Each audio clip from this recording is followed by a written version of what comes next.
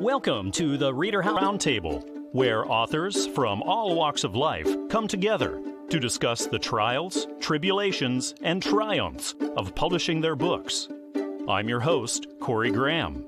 Join us here every Friday night at 8 p.m. or listen anytime via podcast at Spotify, Apple Podcasts, Stitcher, TuneIn, and PodServe, to name just a few. The Author Roundtable is sponsored by ReaderHouse Online Bookstore, where the independent new authors come first.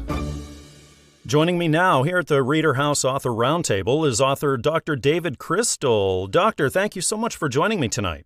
You're welcome. Well, it's great to have you here. It's really exciting. You have a new book out right now. It's titled An Amazing Fish Story. So, David, can you tell me all about what readers can find here? Well, I love to tell stories to my children. I have 5 children, and I think it's important, it's part of their education, that I can just lay down in bed with them and invent a story. Mm-hmm. And a lot of the stories I tell my children have to do with fishing and fish. I don't know why that is. I like the beach, I guess. And now we're busy telling stories to my grandchildren. I have 10 grandchildren. Now, David, before writing An Amazing Fish Story, had you ever written or been published? No. I told stories, but I never wrote them and had them published. I wrote that story and illustrated it 5 years ago, and it just sat there, and finally I spoke to a cousin of mine whose wife published the book, and he helped me find the publisher, and I'm very happy with the results. Did it take you a long time to write and illustrate and then put through the publishing process? Actually, the writing and illustrating didn't take me long at all. But to find a publisher, I waited a long time, and I couldn't have done it without the help of my kid cousin, who had done it once before with his wife. I mean, he knew where to tell me to call. It was very simple once I found a good publisher. What was it like then once you finally got that first hard copy in after all that time of working on it, and you got to hold this thing that you made, David? It's very nice.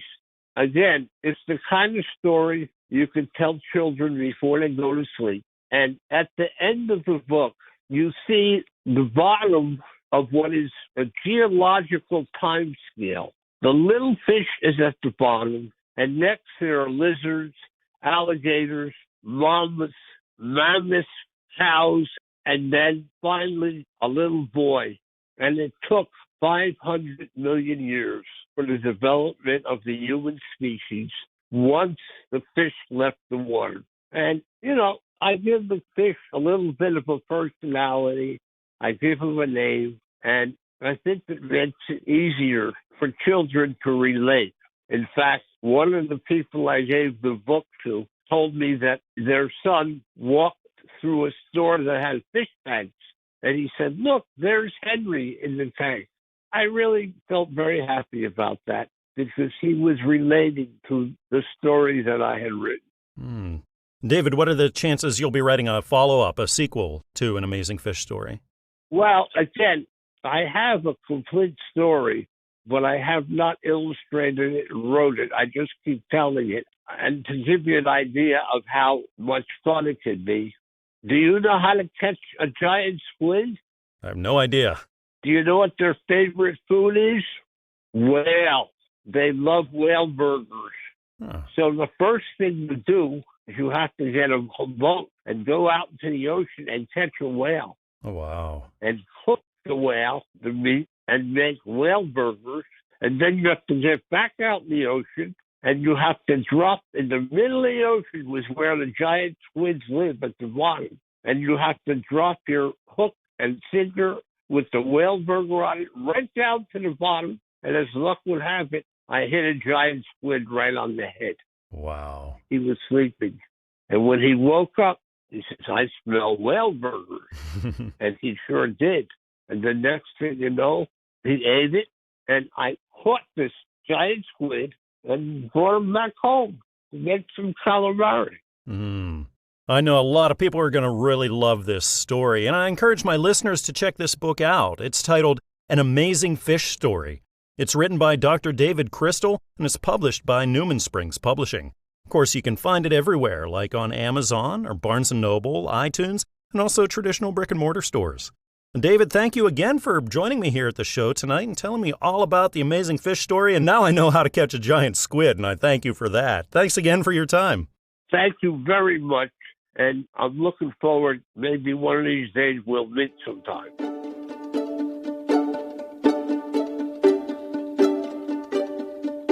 A young girl discovers God for the first time in the new book by Tracy Frielinghausen. It's titled Paul the Doll. Tracy is right here with me now at the ReaderHouse Author Roundtable, and I get to talk with her all about it. Tracy, welcome to the show. Thanks so much for being here with me tonight. Well, thank you very much for letting me be here. It's my pleasure to have you, Tracy. Can you tell me all about what readers can find in Paul the Doll? Well, Paul the Doll, you kind of summed it up. It's a very innocent story where a young girl discovers God for the first time without all of the pre-cluttered as we get to be adults, just kind of a fresh brain. And it's an innocent introduction, and it touched me because it was a personal situation with me. You know, prayers do come true, but you have to be prepared on how the prayers come to you. It was a situation I was inspired one day, and I thought, shoot, I'm going to write this and express a personal experience with me, but I wanted to put it in a children's eyes. So this is a children's book. About what age range were you looking at? 6 to probably 10. Just depends on the maturity of the child. So, Tracy, tell me, how'd you get the idea or what inspired you to write this book? Well, I've had many situations happen to me in the last 15 years. In fact, I've written quite a few. This is my first that's published. This was kind of stemmed a personal one when I was praying to God to actually rescue my cat. He was dying, and it was a very unique situation. I couldn't take him to my regular vets. I had to take him to the emergency vet. The situation he's had before, and we weren't sure to spend the money and have it happen again. And as we were waiting to see the vet, we were watching a program called Alaska Vet, and he was talking about a procedure he does to save these cats from dying. So as we went in to talk to the vet, we explained to him that we just saw this program on Alaska Vet that you guys can save this cat. And he goes, well, none of us know how to do this procedure, but we have a visiting vet that's here for today only that can do it, and he has time to take care of your cat today at 2. Wow. So I found that as the inspiration, and I thought, you know what, instead of Duke the cat, let's make it Paul the Doll. I love it. Tracy, have you ever written before or been published before this?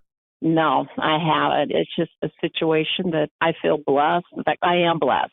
I'm getting all these inspirations to write. I've had some personal health situations that I have found solutions and cures for, and I just thought I'd document it all on a book. And then one of my sisters suggested, well, I should just write a children's book. So I'm writing away, and many ideas are coming to me. And in 22, I sat down and wrote 7. This is one of my first ones. Wow. Do you plan on publishing others then? I hope so. I hope so. Fantastic. Yes. Being your first one, did this one take you a really long time to write and then get published? Well, to get it published, yes. To get it to write, no. And that's the why I know I'm blessed. I just sat down and just started writing. I got it done in about 2 or 3 days. And, of course, sent it to my editor and had to make a few corrections. And then a month later, sent it to Christian Publishing. And they said, we love it. Let's go. And I said, okay. And here we are. I can only imagine when you finally got the first hard copy in after you've been working on it all that time just up on the computer screen. What was it like that moment you got to hold this thing that you made? Oh, I was very excited. Since my husband came home, I had to show him real fast and he didn't have a chance to hold it very long. And and then I got a couple extra copies and sent it out to close family members. And like I said a second ago, I have it in our living room displayed above our clock for all people to see. No, I'm very proud of it. It's very well done. Yeah, you should be proud of it. You know, a lot of people say, I'm going to write a book, and then it never happens. They never get around to it. So what advice would you have to people out there who are thinking about writing a book? They really want to write a book. Just from your experience, what advice would you have for new authors? Well, since I am a new author, just kind of do what I do. Don't give up. You know, it's true. You hear it 1,000 times, you know, the difference between successful and unsuccessful. Successful people don't quit. And I was very persistent, and I'm still persistent. And don't give up. If you're meant to do it, not even if you're meant to do it, at least write the book. At least write it. So if it's a situation comes up where you have an opportunity to publish it, it's already done. Well, what a wonderful book. I know a lot of readers are going to be blessed by this. It's called Paul the Doll. It's written by Tracy Frielinghausen and is published by Christian Faith Publishing. Of course, you can pick it up anywhere, like on Amazon or Barnes & Noble or iTunes, and also traditional brick-and-mortar stores. Well, Tracy, thank you again for joining me here tonight, telling me all about Paul the Doll and all the exciting things you have going on. Thanks so much for being here. Thank you. Serenity Lake. That's the new book. It just hit store shelves. It's written by Brian J Legault. And really happy that Brian's joined me here tonight at the ReaderHouse Author Roundtable, and we get to chat all about it. Brian, welcome to the show. Thanks for joining me. Thank you, Corey. I'm glad to be here. I'm glad to have you here, Brian. Can you tell me what readers are in store for with Serenity Lake? I say it's written for those that enjoy the outdoors, whether it's hunting, hiking, camping, and also for those that have been outdoors, such as even farmers for that matter, that may or may not have had some really strange encounters or are just interested in cryptids and just other things that are just outside of the norm. And what inspired you? What gave you the idea to sit down and get started writing this book? Well, a lot of it had to do with my own personal life experiences, my own personal demons growing up, and et cetera, and that's part of the story as well. And I figured, well, why not touch into something that I don't think is written too much about as far as like a fictional horror type story. Now, how long did this one take you to write? Did you battle with things like writer's block, or did it come pretty easy to you? There was a little bit of a writer's block, but the total time was really about 3 years, so it was actually really fast. And I would bring a notebook and a pen into work where I used to work, and on my breaks, I would just write down different ideas, thoughts, and develop the story from there. Is this your first time in the arena of writing and publishing, or have you done this kind of thing before? This is my very first published, but I have written just for fun, off and on, ever since my 6th grade, way back in the 70s, 80s. What was it like then when you finally got that first hard copy and got to hold it in your hands and look at this thing that you created? Well, I had to say I was just like a little boy on Christmas Day. I just couldn't believe it. It was like, wow, this is like so real. So do you think you have more books in you? Do you plan on writing and publishing more? Oh, absolutely. This is actually the first of a planned 4-book series that's going to branch off into other things that's going to create a much bigger world, and this rabbit hole is going to get deeper and deeper. Oh, Brian, especially when it comes to fiction, are you the kind of writer who kind of starts with an idea or maybe a scene, and then you start writing and see where it goes from there? Or do you have things more outlined out, how things are going to happen? I'd say it's a little bit of both, because it always starts with an idea. And sometimes even things like if I remember a nightmare, I'll jot that down to the best of my recollection as to what I can remember from it. And I draw inspiration from that as far as like a scene. But I also think about an overall concept. Where does it that I want to go ultimately? Where do I want to take the readers on this particular journey? Do I just want to create, just a story, or do I want to create something bigger? And I decided I wanted to create something bigger. So I have future installments outlined as to what my goals are for each one. A lot of people listening right now are novice authors, aspiring authors. They maybe haven't written their first book yet, but they're looking to do that. And Brian, do you have any advice, any encouragement that you could offer them? Oh, absolutely. I say do it. Follow your heart. Whatever you do, don't give up. Keep working at it. There's going to be days that are going to be really good. There's going to be days that are going to be not so good. But cherish each day and just plug away just a little bit at a time. It will eventually come to fruition, and just don't give up. Great advice, Brian.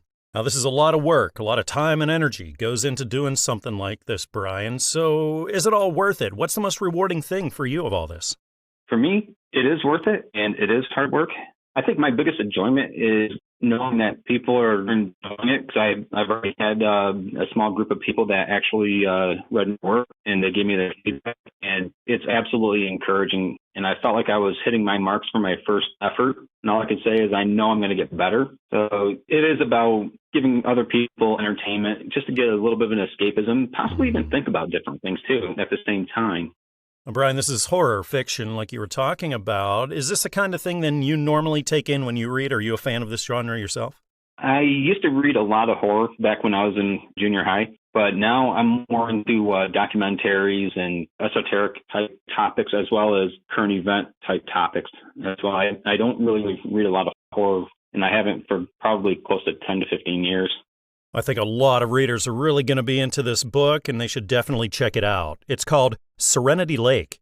It's written by Brian J Legault, and it's published by Fulton Books. Of course, you can pick this one up everywhere, like on Amazon and at Barnes & Noble, iTunes, Google Play, and traditional brick-and-mortar stores.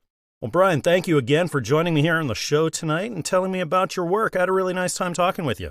Well, thank you, Corey, and it was great to talk to you about this. And just to get the word out is just absolutely fantastic. It is literally a dream come true. Soulless. That's the name of the new book. It's out in stores right now. The author is Abbie Rose Gladden, and I'm delighted that Abbie is right here with me now at the ReaderHouse Author Roundtable, and we get to talk all about the book. Abbie, thank you for joining me. Welcome to the show. Thank you. The new book, Soulless, you just put it out. What can readers expect in this, Abbie? It's about a boy who's looking for a girl who can turn the tide of a war that's been going on for millennia, and a girl who gets pulled into the war when she meets this boy. Abbie, what sorts of readers do you think would really be into Soulless? Young adults, maybe some teens. Now, can you go back and think about what sparked the idea for this? How were you inspired to write this story? What inspired me to write the story kind of just writes itself. So I have an autoimmune disease. I like to sit and write to cope with my illness. I just sit down and write what comes to me and then piece it all together in the right order, sometimes taking things out and adding other things in. And it just becomes story. When it comes to being published, is this the first time you've done it? Yes, this is my first published work. Congratulations. Abbie, what did it feel like when the day finally came and you got the first hard copy of Soulless in? You know, you've been working on it for so long up on the computer screen, and now you finally get to hold this thing you created. What was that moment like for you? It's indescribable. The first thing I wanted to do was read it, even though I pretty much know it by heart, having written and edited it so many times. How long of a time period was this when you started writing it up until it was published? About 3 years. And now that you've been through this for the first time, Abbie, I'm sure you learned an awful lot along the way. It can be quite the educational experience. So do you have any advice that you could offer to people listening now who are the aspiring authors? Don't give up. I believe everyone has something to share with the world, so let's hear it or, read it as the case may be. And research publishers. Definitely do your work on researching publishers. Have you thought about maybe writing a follow-up to this, a sequel, or maybe doing some other kind of writing in the future? Yes. I have sequels planned for this book so that I can tell the whole story. As I got writing, I realized it was too long for one book, and I do plan to write other books. Fantastic. Now, when you look back over everything, Abbie, what's the most rewarding aspect for you of now being a published author? Getting to see my book come to life and knowing that people are enjoying the story that I wrote. That's hard a lot of times to write a book, publish a book all by yourself, Abbie. Did you have people around you in your life who could support and encourage you along the way? Yes, I have a very supportive family. And my older sister, she also loves to read, and we had a fantasy world of our own. So it's just for fun. And when we were younger, she inspired me to write this book. Now, it happens to so many of us authors, Abbie. We'll sit down to write. We feel inspired to write, but then nothing comes out. The screen remains blank. We get writer's block. Does that kind of thing happen to you? Very often. How do you get through something like that? By writing other stories. Now, Abbie, are you the kind of writer who likes to get up maybe early in the morning or maybe stay up late at night and write? Or are you the kind of writer that finds yourself writing as the ideas and the time are coming to you? I like to stay up late and write. And if I get an idea, I will just go downstairs and write it when I feel like it. And when you think about the kind of story that you're telling in Soulless, is that the kind of thing that you find yourself drawn to when you read? Well, I actually like a lot of genres. I like historical fiction, romance, science fiction, fantasy, supernatural, and I also like to read about actual history. I know a lot of my listeners are really going to be into this book, and I encourage them to check this out. It's titled Soulless. It's written by Abbie Rose Gladden and is published by Covenant Books. You can grab this one up everywhere, like on Amazon or at Barnes & Noble, on iTunes, and also at traditional brick-and-mortar stores. Well, Abbie, it's been wonderful having you on the show here tonight. Thank you so much for telling me about Soulless, and I can't wait to see what comes up next. Thanks again for joining me. Thank you very much. If you're feeling down, if you're feeling lost, if you're feeling like nothing matters, then this book just might be for you. It's titled Compassion Beyond Understanding. It's written by Mark Tomasello. And Mark is sitting right here with me now at the ReaderHouse Author Roundtable. We get to talk all about this book. Mark, welcome to the show. Thank you for joining me. Oh, it's a pleasure. Thank you for inviting me. It's a pleasure to be speaking with you here tonight. So, Mark, can you tell me what readers will find in Compassion Beyond Understanding? Well, it's a myriad of things. I would first say, yes, it is about, me and my experiences. So it is largely a testimony. But also, it's a lot of things I've learned and advice, of course, that I give my kids, that no matter what you do, first thing you do is you go and you ask for forgiveness. The fact is, it's a few people have read the book, and the comments I got from them is it makes me laugh, it makes me cry, and then it makes me look at my own life. The true repentance of things is really not about the stuff we do. Because I've horribly messed up in many ways. But it's the fact that, the first repentance of anything is really of Him. So it kind of dives deep, and then it brings a lot of truth and also prepares people to begin that journey. Mark, what convinced you to sit down and write this book and to publish this for the world? What sparked you? Well, it's kind of funny. Through my years and praying and stuff, I've had hints or indications to do such a thing, but I never acted on it.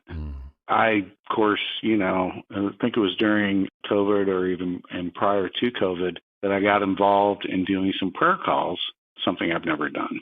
And so I was doing these prayer calls, and of course, people are like, "You need to lead the call," and it's a national thing. It's called StrikeForceOfPrayer.com. It's a worldwide prayer thing. And again, I'm not that type of person. I'll pray myself, but I don't usually, go on a prayer call and pray with other people. So one day I became the captain of the Texas Brigade that covers the state. And I was talking to one of the prayer partners, and we were just kind of talking. We were just, he was telling me about things that happened to him, and I was telling him things about myself and what happened to me. And really just our testimony is like, oh my God, this happened to me, or, God did this at this time. And, it's amazing. So we're kind of telling each other stories. And as I was telling him some of mine, he was, quite taken back by them. I take them for granted because I just don't see the importance of a lot of it. Some of it's pretty cool, and I'll give it to people as they need it. But he's like, you really need to write a book and talk about these things that you can help a lot of people. So I said, yeah, I'll think about that, and I started thinking about it, and it was COVID, and of course not much was going on at that time. And I prayed about it, and the Lord kind of impressed upon me. He said, Mark, I've given you a great deal of compassion. Or I've shown you compassion, huge amounts. And I want you to write this book, and I want you to tell people of my compassion. And so that's kind of where it went. And then I got the idea for the name. To me, it's Compassion Beyond Understanding, because it's not something I believe I'm worthy of. But the fact is, it's not only real, but it's available. Before this, Mark, had you ever written or been published? I never have. I'm not what you call a highly educated person. I got my GED and moved out of Buffalo at the age of 17, went to Arizona. Other than taking classes here and there and stuff like that, no degrees. I'm not what you would call literary. I pretty much write like I talk. I am currently have been a business owner for the last 26 years. And again, an answer to a prayer. But I probably come off a little smarter than I am. I'm just not an academic. Well, Mark, I know there are a lot of people out there who need this book and would definitely benefit from it. And I encourage my listeners to check it out. The title is Compassion Beyond Understanding. It's written by Mark Tomasello and is published by Christian Faith Publishing. Of course, you can grab it anywhere, like at Amazon or Barnes & Noble or iTunes, and also traditional brick-and-mortar stores. Mark, thank you again for joining me here and telling me all about compassion beyond understanding and what's on your heart. I had a really nice time talking with you tonight. It was my pleasure. Hopefully we hit the points that needed to be hit. You know, it's all about him, not me. Joining me right now here at the ReaderHouse Author Roundtable is author Psalmist Cheryl A. Boone. Cheryl, welcome to the show. Thanks for joining me. Thank you so much. I am very, very glad to be here with you this evening. Thank you so much for having me. I'm glad that you're here with me this evening. So, Cheryl, you have a new book out titled Be Encouraged. What's this one all about? Yes, my book called Be Encouraged is about encouraging others not to give up on their dreams, to be determined to keep going. And when life is going or not going your way, that is going to be a brighter day. And this is a book of prophetic poetry. Can you go into that? Yes, it is a book of prophetic poetry. And when I say prophetic poetry, I use the word prophetic for the simple fact that these are poems that came straight from God, came out of me being in prayer. And after that, God would speak to my heart and begin to give me things to write down. And with that, I would start writing. And that's why I call it prophetic poetry. So you're getting all these poems, you're writing them down, and what made you decide, I'm going to collect these things, I'm going to put them in a book and publish this for the world? Well, what made me do it was during COVID, when we were all shut in and we had no way out and nowhere to go. And in my private time spending with God told me to write a book. And at that time, I did not believe that I really could write, as far as being an author. I didn't see that. But the Lord encouraged me to write. And from that point, I went on ahead and I started writing. Now, people who are in the church, the believers, are going to get a lot from this. Cheryl, what about the unbelievers? Is this something for them as well? Oh, definitely. Definitely. I would say it's not just for believers. It's for anyone who wants to be encouraged. It's for anyone who needs to understand their worth. It's for anyone who needs to know to be determined for whatever it is for their dream, and not to give up on what it is that they feel in their heart that they're actually called to do. Now, before Be Encouraged, Cheryl, have you ever written or been published before? Yes, I have. I published a book. My first book actually was another book of poetry. It's called Poems from the Heart. And I also have collaborated with a couple of other authors, and I'm a co-author in about 3 other books. Fantastic. Does that feeling ever get old for you then, Cheryl, whenever the first physical copy finally comes in the mail and you get to actually hold this thing you've been working on for so long? No, it never gets old. I am very excited about every time a new book comes out.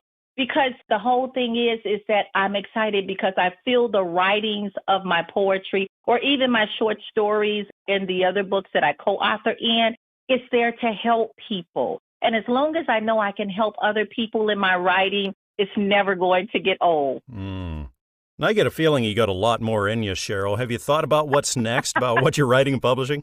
You know what? Actually, yes. My next book that I would like to do is a children's book, and I would like it to be an audio book. I'm still working on it, but it's called It's a Brand New Day. And what that book is basically about is getting children to start their day off with Jesus. Because we always tell them about, okay, we say our prayers before we go to sleep. But how about let's teaching our children to wake up and start their day with the Lord? Oh, it's a fantastic idea. Now, Cheryl, so many people listening to us right now are authors just starting out. They haven't written or published anything yet, but they feel like they are going to. Do you have any advice that you could offer them? Yes. The advice that I would give to those authors who have not yet discovered the fact that they are authors is just keep on writing. Because more than likely, you already started jotting things down. Know that what you're jotting down is important. Know that it is there not just for you. Because when we get it, it starts with us first, but it also goes out to reach others. So I would say don't give up, don't give in, keep on writing until you win. Well, if you're looking for inspiration, if you're looking for godly instruction, then check out this book. It's titled Be Encouraged. It's written by Psalmist Cheryl A. Boone. and is published by Christian Faith Publishing. And you can get it everywhere, like Amazon, Barnes & Noble, iTunes, and traditional brick-and-mortar stores as well. Well, Cheryl, thank you for coming on the show and sharing the book and your heart. I had a really nice time talking with you. Thank you so much. Thank you so much for having me. I appreciate it so much. God bless you. U.S. Economic Reconstruction Proposal Project. It's the new book. It's out in stores right now, written by Tarwo Boley, and Tarwo's right here with me now at the ReaderHouse Author Roundtable, and we're going to talk all about it. Tarwo, welcome to the show. Thank you for joining me tonight. Thank you for having me. Well, it's my pleasure. Can you tell me all about what you've written in U.S. Economic Reconstruction Proposal Project? Yes, as you all know, the United States right now is having a difficult time. If you really look at it, it is not really difficult. All depends, if everybody can, put in the effort.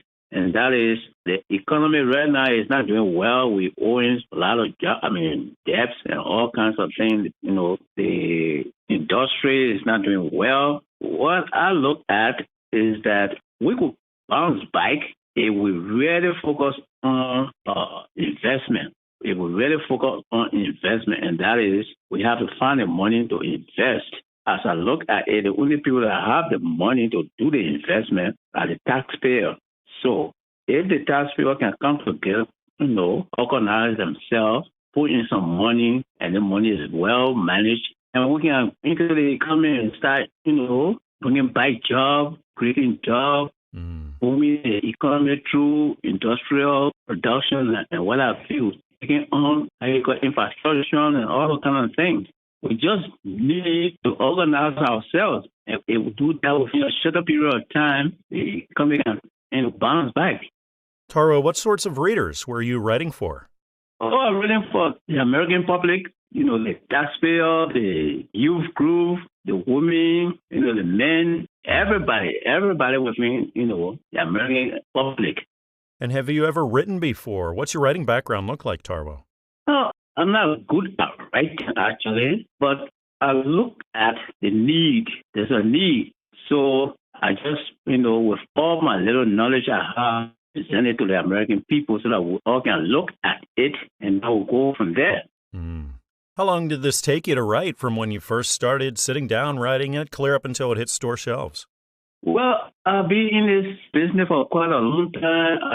I look at the future, very bright. And sometimes when I discuss something or something I wrestle see how people say, oh, you think too big, Well, yes, I think too big, that's good. I have to think too big to cover everybody. So actually, during the COVID time, I have a little time. All later also, I said, okay, let me put the idea together. So that's when I really developed the book and put it out there. When that day came, Tarwo, and you got the first physical copy in of U.S. Economic Reconstruction Proposal Project, what was that like for you? Wow, I couldn't believe it. To see my name out there, I'm trying to do something for the great United States. I couldn't believe it. And up to now, I'm still fighting, very, very hard to implement my ideas. What are the chances we'll be seeing more from you in the future when it comes to more books? Oh, yeah. Right now, I'm on the second book, and that will, detail, what people should expect, what group of people would be benefited, what America will be like within the next 3 years within the process of organizing this idea. So the next book will be going to detail, actually. And that's what I'm doing now. Tarwo, as you well know, a lot of time and energy goes into writing and publishing a book. So for you, what's the most rewarding aspect of now being a published author? Right now, I'm so blessed to be in a position that at least I want to make the world a better place. So for me to write this book, it's an honor for me, especially for the great United States. It's an honor for me. So I look at my achievement to be something worthy, and I am not going to stop here. I will try my possible best, work along with people so that this idea can put it into practice. Well, I know a lot of people out there are really going to like this book and ought to check it out. The title is U.S. Economic Reconstruction Proposal Project. It's written by Tarwo Boley and it's published by Christian Faith Publishing. Of course, you can pick this one up everywhere, like at Amazon and Barnes & Noble, iTunes, and down the street at your local bookshop. Tarwo, thank you again for joining me here tonight. I had a really nice time chatting with you about your book. Thank you so much, too, for having me. Joining me now here at the ReaderHouse Author Roundtable is author Constance Glickman. Connie, welcome to the show. Thank you so much for joining me here tonight. Well, thank you for having me. I'm looking forward to this.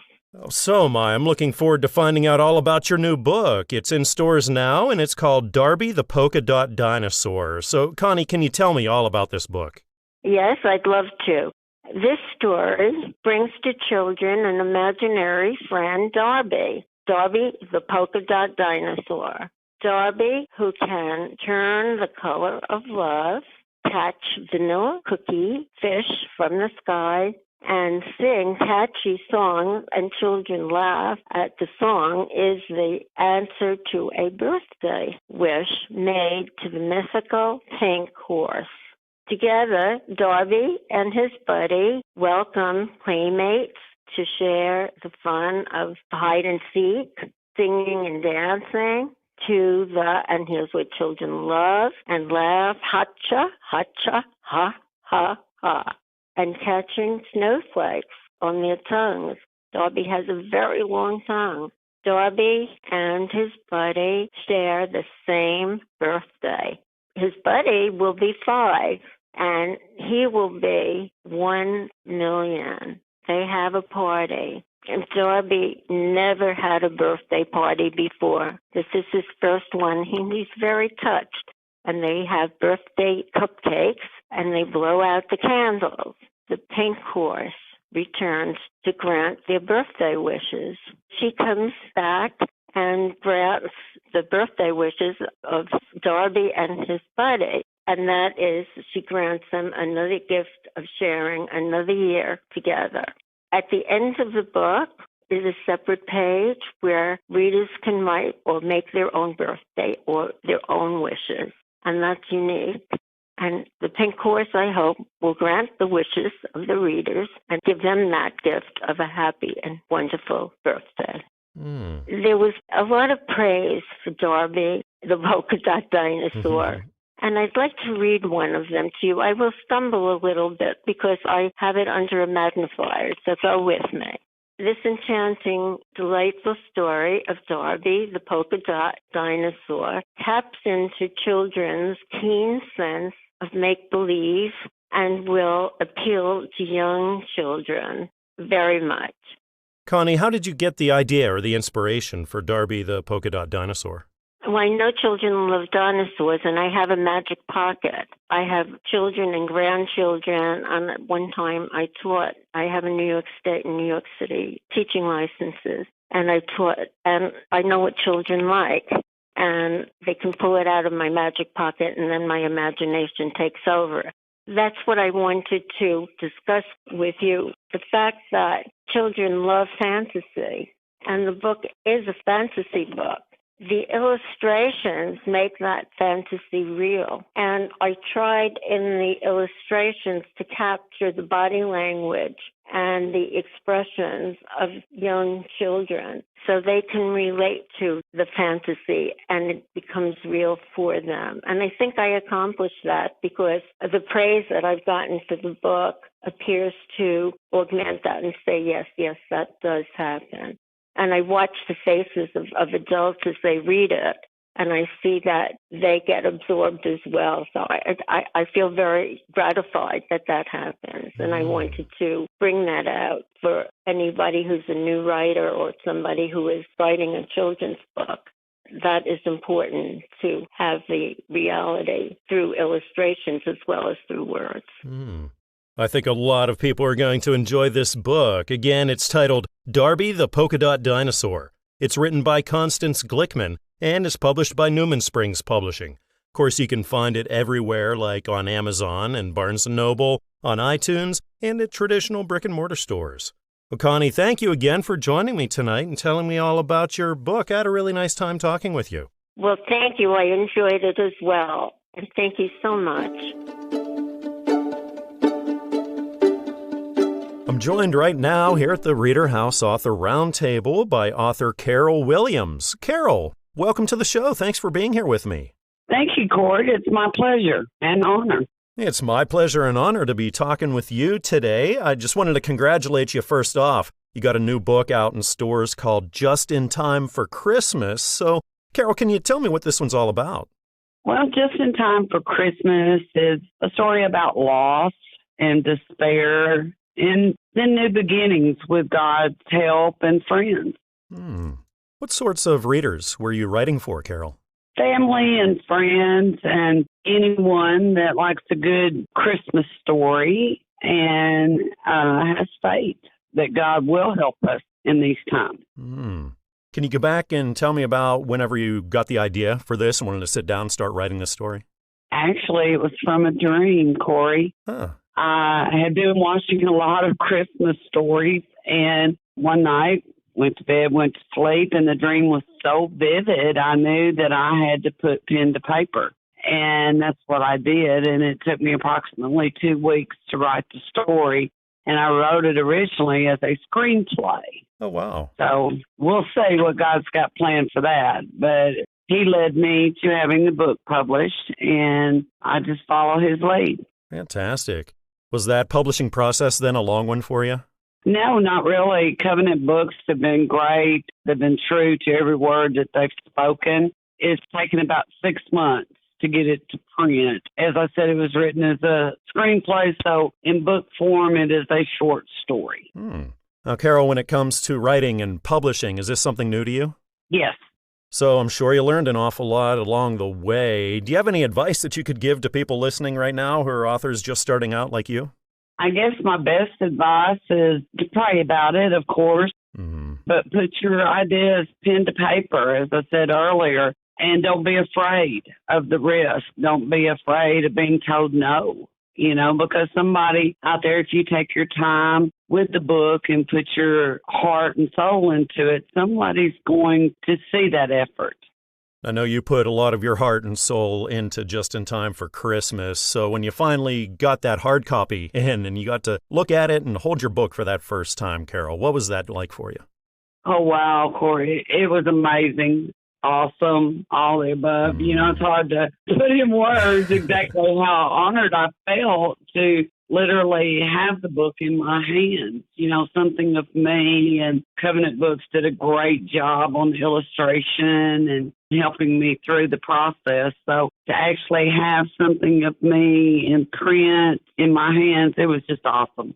Have you given thought to maybe writing a follow-up to this or doing more writing in the future? Oh, yes. Yes, I have thoughts on paper. I'm not really sure which direction the story is going to go, but I have thoughts, and I have put that on paper, and beginning the first of the year, letting the holiday season get behind us, I'm going to start on the second installment of my writing career, I guess you would say, but it will be a book. It will not be written as a screenplay. So that might take a little bit longer, but I'm excited about doing it and encouraged by my publishing assistant from Covenant Books. She's been great and very encouraging. So I'm looking forward to the endeavor. That is exciting. Now, when you're writing, do you ever get writer's block or just hit that time whenever you don't know what to write next? And then, Cheryl, how do you get through that? On the first one, the only one, Just in Time for Christmas, came extremely easy, and I give God the credit for that. The second one, I'm not sure. There may be some writer's block, so I'm not quite sure how to answer that. But just keep going forward and trust that it will work out, Get up, have a cup of coffee and whatever, let your mind relax and then go back to it. I know a lot of people will be blessed by this book. It's titled Just in Time for Christmas. It's written by Cheryl Williams, and it's published by Covenant Books. Of course, you can grab it up everywhere, like at Amazon and Barnes & Noble, or iTunes and traditional brick-and-mortar stores. Well, Cheryl, it's been wonderful talking with you here tonight. Thank you so much for joining me here on the show. Well, thank you, Corey. It is my pleasure and my honor, and this is the first time for me. So thank you for the experience. The Footprints of Her Soul. It's the name of the new book in stores now, written by Vivi Tran. And Vivi is sitting right here with me now at the ReaderHouse Author Roundtable. We get to talk all about the book. Vivi, welcome to the show. Thanks for being here with me today. Thank you so much for having me. It's my pleasure. Vivi, can you tell me what you've written about in The Footprints of Her Soul? Well, it's a memoir of a little girl growing up in Vietnam during the war and the long road of childhood poverty. Since I was a little girl, I realized that being poor does not change who you are, your value, or your dignity. And then as growing up, you use this strategy to manage your life and to be grateful and humble and appreciate life in your later years. Vivi, where did the idea or the inspiration for this book come from? Well, it's really, actually, I did not want to write a book. It was my grandson, while his mother was in a hospital, delivered my second grandchild. I babysit him, and he kept asking me, what was it like, Grandma, when you were a little girl? Because I would say, well, you have to eat food because in Vietnam, the children are hungry, and so don't waste it. So he always asked. And so because of that, it inspired me to write a memoir. But I wrote an autobiography instead because it's just for him, for my grandchildren. It wasn't meant to be for publication. But then later on, earlier this year, I found my diary that I had since I was 16. And it was just my diary of my life. And so I read it. And every line is like a story. So I had it transcribed into a story in Vietnamese. And I let both of my sisters read it. And then they said, oh, my God, I didn't realize this is what's going on in your life. Why don't you write it in English so that, my family can share it, too, because they married to an American. And so I said, okay. So I translated into English. And as I was doing that, it's really still my decision to put this in my biography, to put it into a book. But I could not publish the autobiography, so I have to change that into a memoir and to combine these two together. And that's how it all began. Did it take you a long time to do this? The biography, I wrote it, when my grandson was 4 years old, and he's now 15. It was never intended for publication. So I just wrote and left it there so that I thought when I die, my daughter's going to find it and give it to them. That's my thought. But earlier this year, after I found my diary, I finished it in May. And that's when I saw the publishing, yes. Vivi, have you ever done anything like this before when it comes to writing or publishing? Yes.